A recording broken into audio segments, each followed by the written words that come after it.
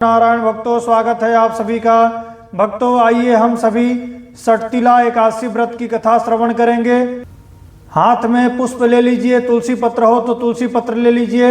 आइए भगवान का ध्यान करते हैं। ओम श्री परमात्मने नमः। कृष्णाय वासुदेवाय देवकी नंदनाय च नंदगोपकुमाराय गोविंदाय नमो नमः। भगवान श्री कृष्ण के पाद पद्मों में बारंबार प्रणाम करते हुए आइए कथा श्रवण करेंगे। भक्तों, एक समय की बात है, राजा युधिष्ठिर ने भगवान श्री कृष्ण से पूछा कि हे मधुसूदन, हे जनार्दन, हे केशव, आपने संपूर्ण एकादशी व्रत की कथा मुझे सुनाया। अब माघ मास के कृष्ण पक्ष में पड़ने वाली षटतिला एकादशी की क्या महिमा है, इसकी क्या कथा है, वो भी विस्तार पूर्वक बतलाइए। भगवान श्री कृष्ण कहते हैं कि हे राजन, एक बार दालव्य ऋषि ने पुलस्त ऋषि से पूछा कि हे मुनि श्रेष्ठ, हे संत शिरोमणि, जो लोग ब्रह्म हत्या जैसे महापाप करते हैं, पृथ्वी पर के जो मनुष्य हैं वह नाना प्रकार के छल करते हैं, कपट करते हैं, चोरी करते हैं, व्यभिचार करते हैं, परिस्त्री गमन करते हैं, उन महान से महान पापियों का उद्धार कैसे होगा, उनका कल्याण कैसे होगा, वो जीव अपने आप को मुक्त कैसे कर पाएंगे, नरक जाने से उन्हें बचना है तो क्या करना चाहिए, क्या दान करना चाहिए, क्या पुण्य करना चाहिए, क्या सत्कर्म करना चाहिए, कौन सा व्रत करना चाहिए, वह विस्तार पूर्वक बतलाइए।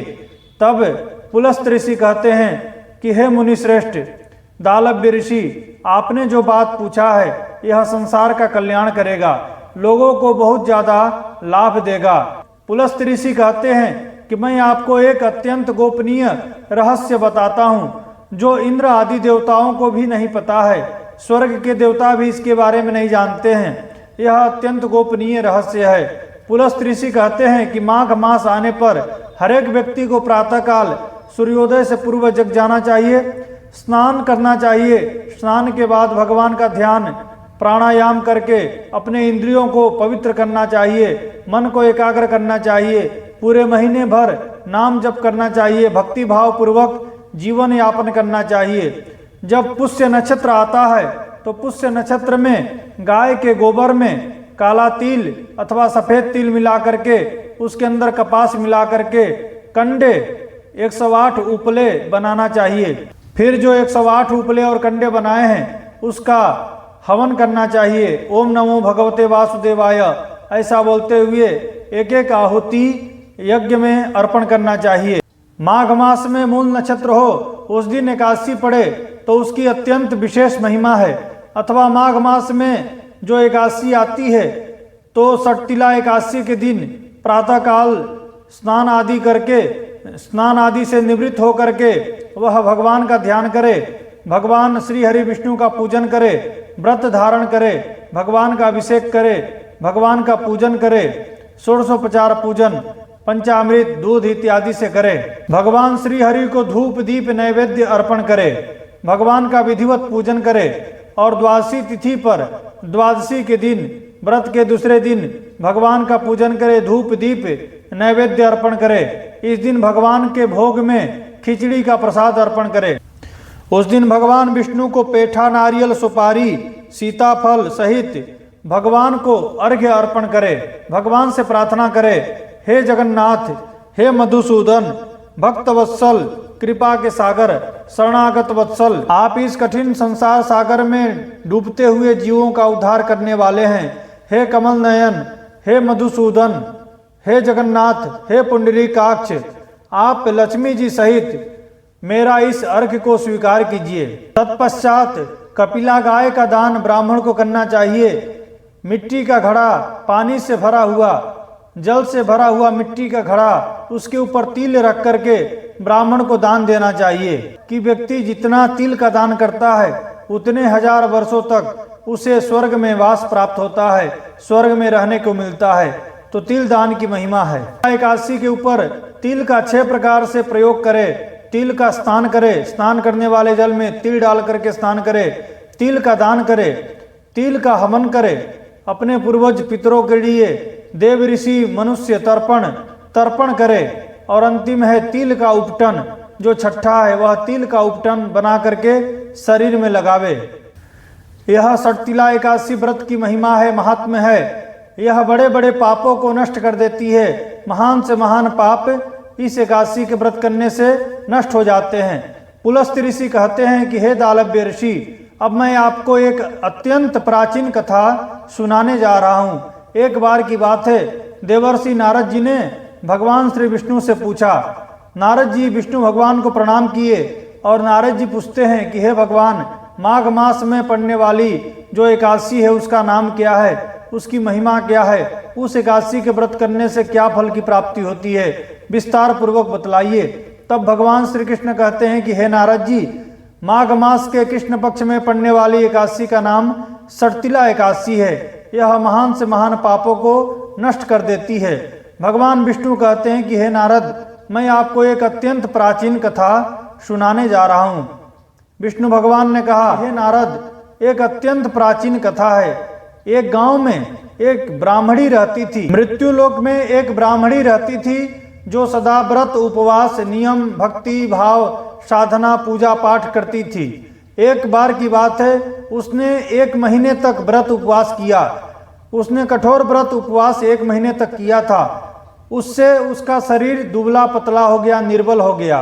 वह ब्राह्मणी भक्ति के साथ में बुद्धिमान थी, विवेकी थी। वह भगवान की भक्ति भाव तो करती थी, परंतु देवता के निमित्त में कभी भी उसने अन्न दान नहीं किया, कभी भी दान दक्षिणा भगवान के मंदिर में नहीं चढ़ाया, ब्राह्मणों को दान नहीं दिया, ब्राह्मणों को अन्न दान नहीं किया, वस्त्र दान नहीं दिया, द्रव्य दक्षिणा नहीं दिया। उसने कोई भी ऐसा दान नहीं किया। पुण्य करती थी पर दान नहीं करती थी। भक्तों, दान का ये प्रभाव है कि जो देंगे वही मिलेगा। दान किए धन ना घटे, सहाय करे रघुबीर। रामायण में गोस्वामी तुलसीदास जी कहते हैं कि दान करने से धन बढ़ता है, धन घटता नहीं है। आपने जितना दान किया उसका 10 गुना आपको मिलेगा। एन केन प्रकारेण, कभी भी किसी भी समय किसी भी अवस्था में आपका किया गया दान आपको प्राप्त होता है। अन्न के बिना जीवन की तृप्ति नहीं है। भगवान भक्तवत्सल, करुणा के सागर, कृपानाथ, दया सिंधु, कृपा सिंधु भगवान विष्णु को उस ब्राह्मणी की चिंता होने लगी। भगवान विष्णु विचार करते हैं कि ये कुछ भी दान कर देवे, जिसके चलते मरने के बाद इसे दान का सच्चा फल प्राप्त हो। इसीलिए भगवान विष्णु अपना वेश बदल करके मृत्यु लोक में गए और मृत्यु लोक में जाकर के उस वृद्ध ब्राह्मणी के पास में खड़े हो गए और भगवान ने कहा, भिक्षाम देहि माते, हे माँ भिक्षा दो। उस ब्राह्मणी ने कहा कि हे योगी राज, हे महात्मा, हे साधु, आप कौन हैं? बड़े सुंदर लगते हैं, आपका रूप बड़ा मन भावन सुहावन है, आप कौन हैं? अरे भगवान तो कैसे भी वेश में जाएंगे सुंदर ही लगेंगे, क्योंकि भगवान इतने सुंदर हैं। उस वृद्ध माता ने कहा कि आप बड़े सुंदर लगते हैं, आप कौन हैं? भगवान ने कहा, हे माता, हम भिक्षा लेने के लिए आपके पास आए हैं, आप हमें कुछ भिक्षा दीजिए। वह जो ब्राह्मणी थी उसने अन्न का भी दान नहीं किया, दक्षिणा भी नहीं दिया। उसके पास मिट्टी का एक धेला था। मिट्टी का धेला, मिट्टी का एक पिंड उठा करके भगवान को दे दी। भगवान उस धेला को लेकर के अपने लोक में चले गए। थोड़े समय की बात है, समय बीतने लगा। एक दिन की बात है, आखिरकार वो दिन आ ही गया जब उस वृद्धा को, उस ब्राह्मणी को ये संसार को छोड़ करके जाना था। उस ब्राह्मणी की मृत्यु हो गई। मृत्यु के बाद उसे स्वर्ग की प्राप्ति हुई। वह स्वर्ग में गई। उसने मिट्टी के धेले का दान किया था, इसीलिए स्वर्ग में उसे बहुत बड़ा महल, बहुत बड़ा घर मिला। घर के बगल में ही आम का वृक्ष था। उसके घर में खाने पीने का कोई वस्तु, कोई भी साधन नहीं था। उसका घर रिक्त था। यह देख करके वह बुढ़िया घबरा जाती है, रोने लगती है, आंखों में आंसू थे। रोते रोते वह भगवान के पास पहुंची, भगवान को प्रणाम किया और भगवान से कहती है कि हे भगवान, मैंने आपका व्रत किया है, मैंने साधना उपासना किया, तपस्या किया, आपका पूजा की, आपका व्रत की। हे भगवान, आपकी कृपा से मुझे स्वर्ग की प्राप्ति हुई, परंतु हे प्रभु, मेरा घर रिक्त है, घर में कुछ भी खाने पीने की वस्तु नहीं है।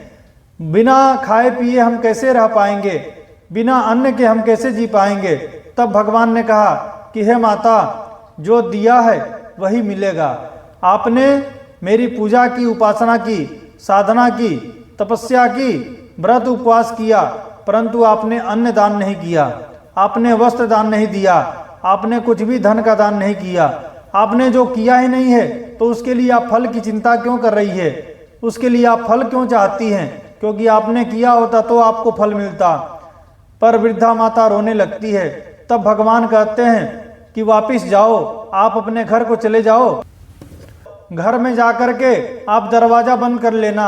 जब आपको देवस्त्रियां आपको देखने के लिए आएगी, घर का दरवाजा खुलवाएगी, तो आप घर का दरवाजा खोलना मत। उन्हें कहना कि आप मुझे सटतिला एकादशी व्रत की कथा महात्म को सुनाइए। जब वो आपको सटतिला एकादशी व्रत की कथा महात्म सुनाएगी, तब घर का दरवाजा खोलना। वह घर चली गई, घर का दरवाजा बंद कर ली। जब देवस्त्रियां आई और घर का दरवाजा खुलवाने लगी, तब उस ब्राह्मणी ने कहा कि आप मुझे सटतिला एकादशी व्रत की कथा महात्मा को सुनाओ। आप जब सुनाएंगी तो मैं दरवाजा खोलूंगी। तब उसमें से एक देव स्त्री ने कहा कि ठीक है, आप सुनना चाहती हो तो मैं आपको सटतिला एकादशी व्रत की कथा महात्मा सुनाती हूँ। आप सुनो, ध्यान पूर्वक आप सुनना।